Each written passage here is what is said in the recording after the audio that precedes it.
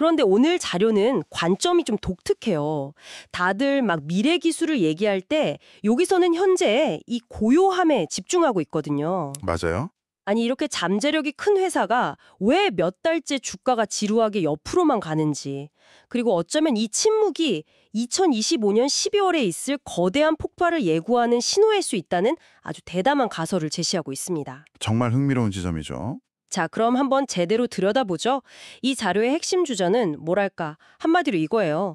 지금 시장의 이 잠잠함, 이게 그냥 무관심이 아니다. 네. 오히려 거대 기관 투자자들이 아주 치밀하게 설계한 전략적 침묵이다. 본격적으로 쏘아 올리기 전에 주식을 쓸어 담으려고 만든 매집의 밀실이라는 분석입니다. 오늘 저희는 이 이론의 근거가 뭔지, 그리고 왜 모든 중요한 사건의 화살표가 유독 12월을 가리키는지 그 숨겨진 고리들을 하나씩 추적해 볼 겁니다. 네, 맞습니다. 오늘 논의의 전체적인 그림을 먼저 그려드리면 이 자료가 마치 잘 짜인 한 편의 추리소설 같아요. 아, 추리소설이요? 네, 첫 번째 단서는 12월에 도대체 무슨 일이 일어날 건가에 대한 구체적인 증거들이고요. 그리고 두 번째 단서는 그렇다면 왜 아무도 이걸 주목하지 않지에 대한 심리 분석 같은 겁니다. 이도에 대한 분석이죠. 이 두 가지 단서를 딱 연결해서 맞춰볼 때 비로소 이 현재 상황이 완전히 새로운 그림으로 보이기 시작하는 거죠. 아마 오늘 저희 대화가 끝나면 이 시장의 침묵이 좀 다르게 들리실 겁니다. 좋습니다. 그럼 첫 번째 단서부터 한번 따라가 보죠. 12월 모든 모멘텀이 집중되는 이유. 여기서 가장 먼저, 그리고 어쩌면 가장 강력한 증거로 등장하는 게 바로 토로타의 미집행 투자금이더군요. 네. 총 5억 달러라는 어마어마한 투자 계약 중에 절반, 그러니까 2억 5천만 달러, 우리 돈으로 하면 3천억 원이 훌쩍 넘는 돈이 아직 조비에 안 들어왔다는 거잖아요. 맞습니다. 근데 자료는 이 돈이 들어오는 시점으로 딱 12월을 지목하고 있어요. 이게 그냥 연말이라서 그런 걸까요? 아니면 뭔가 더 구체적인 이유가 있는 건가요? 아주 좋은 질문이십니다. 이게 단순한 추측이 아니고요. 몇 가지 꽤 설득력 있는 근거를 제시하고 있습니다. 첫 번째는 방금 말씀하신 대로 기업의 회계 사이클이에요. 아, 회계 사이클. 네, 토요타 같은 글로벌 제조 대기업들은 보통 회계 연도가 끝나는 연말, 특히 12월에 그 해에 남은 예산을 처리하고 또 주요 투자 계획을 최종적으로 집행하는 경향이 아주 뚜렷하거든요. 그렇죠. 한 해 농사를 마무리하는 시점이니까. 네, 한 해 성과를 정리하고 다음에 전략을 짜는 그 시점에 맞춰서 대규모 자금 이동을 결정하는 건 뭐랄까 비즈니스 세계의 오랜 관행 같은 거죠. 그렇군요. 기업들의 자연스러운 업무 흐름을 보면 12월이 가장 유력한 시기다. 이 말씀이시네요. 근데 한편으로는 이런 생각도 들어요. 2억 5천만 달러가 물론 정말 큰 돈이긴 한데 네, 그렇죠. 조비의 전체 기업 가치나 앞으로 필요할 자금을 생각하면 이 자금 집행 하나만으로 시장이 그렇게까지 막 극적으로 반응할 거라고 보는 추가적인 근거가 더 있나요?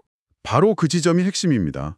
이 자료는요, 돈의 액수보다도 타이밍과 의미가 훨씬 중요하다고 강조해요. 타이밍과 의미? 네, 시장은 기업이 말할 때가 아니라 돈이 움직일 때 반응한다. 이 원칙을 여기서 다시 한번 생각해야 하는데요.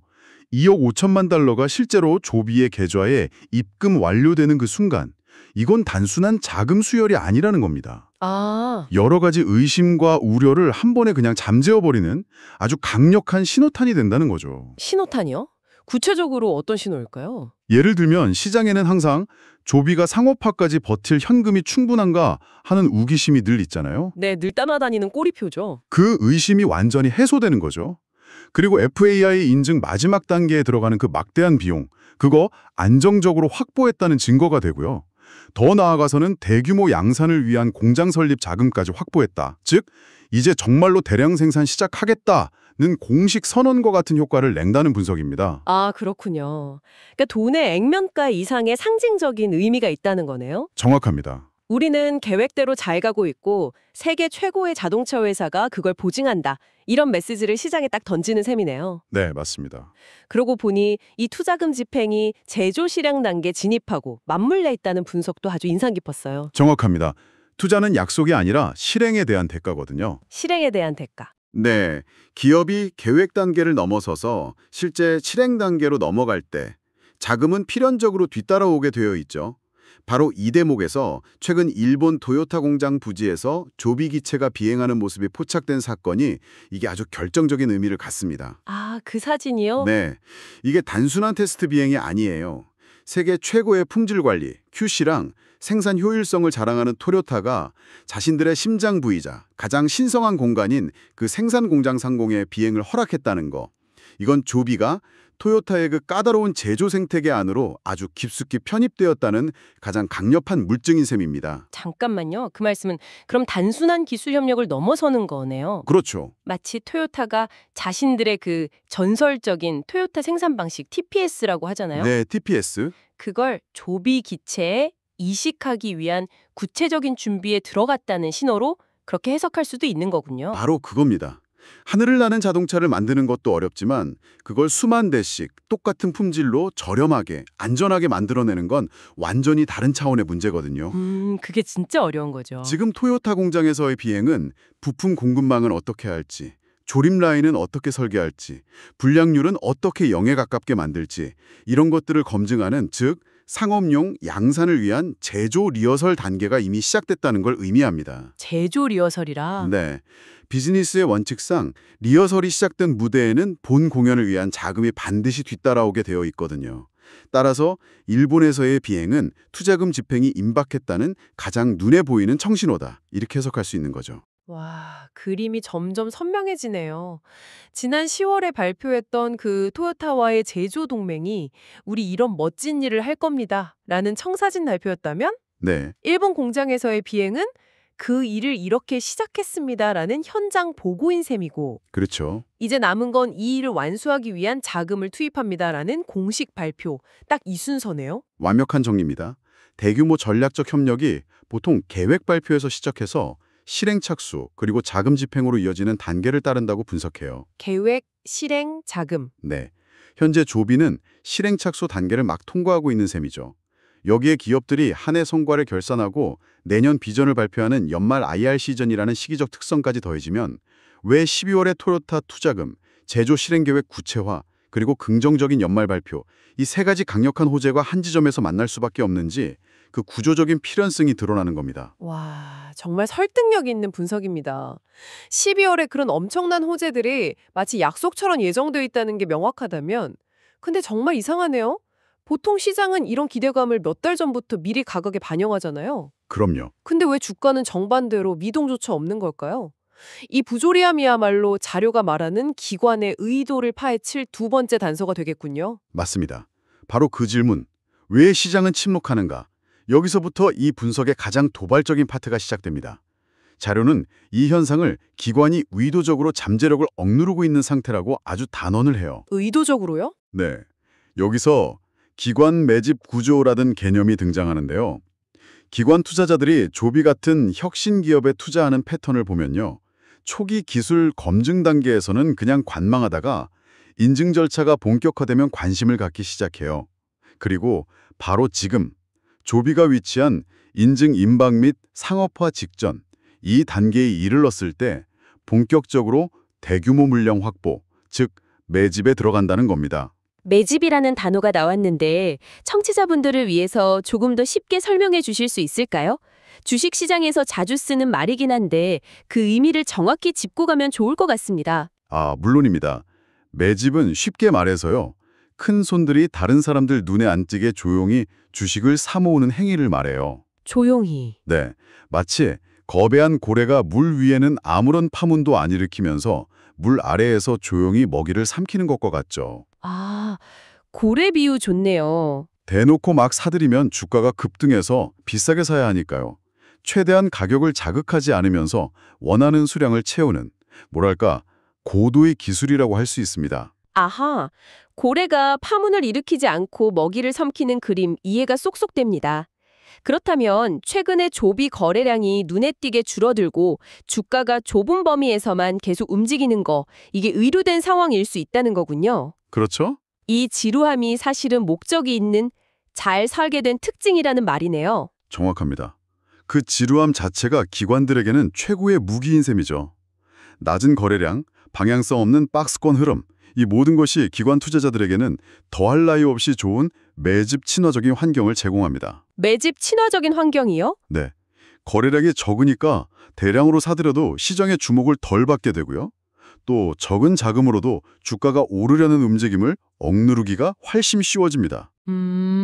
그리고 가장 중요한 심리적 효과가 있는데요. 이런 지루한 흐름은 이 주식은 이제 끝났나 보다. 기다리다 지친다. 이런 생각을 하게 만들어서요.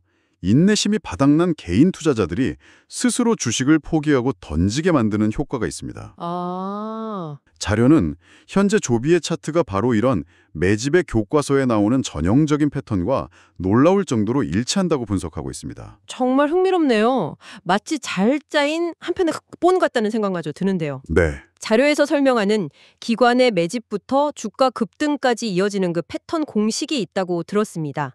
이 흐름을 단계별로 한번 짚어주시죠. 다른 혁신기업 분석할 때도 아주 유용한 렌즈가 될 것 같아요. 좋습니다. 자료는 이 과정을 총 6단계 공식으로 설명해요. 첫 번째와 두 번째 단계는 같이 묶어서 볼 수 있는데 1단계, 박스권 형성, 그리고 2단계, 거래량 줄이기입니다. 박스권과 거래량 줄이기. 네. 가격을 특정 범위 안에 딱 가둬두고 오르지도 내리지도 않게 만들어서 시장의 관심을 완전히 꺼버리는 거죠.